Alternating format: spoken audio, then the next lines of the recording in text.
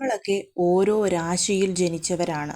മേടം, മിഥുനം, കർക്കിടകം, ചിങ്ങം, അങ്ങനെ ഓരോ രാശിക്കും പഞ്ചഭൂതങ്ങളിൽ ഓരോ ഭൂതങ്ങൾ ആക്റ്റീവുമാണ്.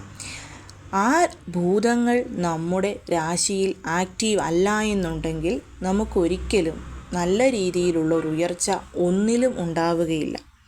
പ്രത്യേകിച്ച് നിലരാശി ഒരു മനുഷ്യനിൽ നല്ല രീതിയിൽ ബാലൻസ്ഡ് ആയിരിക്കണം.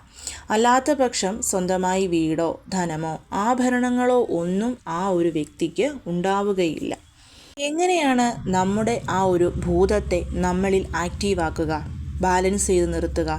അതിന് നമ്മളെ സഹായിക്കുന്ന ഒന്നാണ് രത്നങ്ങൾ എന്ന് പറയുന്നത്. അതായത് നിലത്തത്വ രാശിയെ, നിലത്തത്വ ഭൂതത്തെ നമ്മളിൽ ആക്റ്റീവാക്കാൻ രത്നം സഹായിക്കും.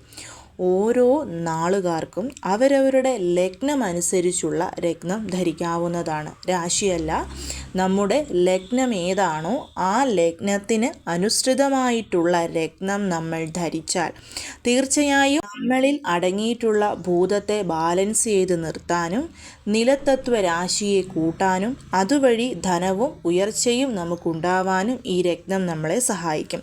ഇന്നത്തെ വീഡിയോയിൽ ഓരോ ലഗ്നക്കാരും ധരിക്കേണ്ടുന്ന രത്നത്തെക്കുറിച്ചും ഏത് കയ്യിൽ ഏത് വിരലിൽ ധരിക്കണമെന്നും പറഞ്ഞിട്ടുണ്ട്. വീഡിയോ കാണണമെന്ന് ആഗ്രഹമുണ്ടെങ്കിൽ താഴെ കാണുന്ന ആരോ ബട്ടണിൽ പ്രസ് ചെയ്താൽ മതിയാവും. ഒരുപാട് പേർക്ക് ആരോ ബട്ടൺ എന്താണെന്ന് അറിയില്ല. ഞാൻ ഈ കാണിച്ചിരിക്കുന്ന ഈ യെല്ലോ കളർ, നീല കളറിലെ വൃത്തത്തിനകത്ത് കാണിച്ചിരിക്കുന്ന ആ ഒരു ആരോയാണ് വെള്ള കളറിലെ, അതിനെയാണ് നമ്മൾ ഈ ആരോ ബട്ടൺ എന്ന് പറയുന്നത്.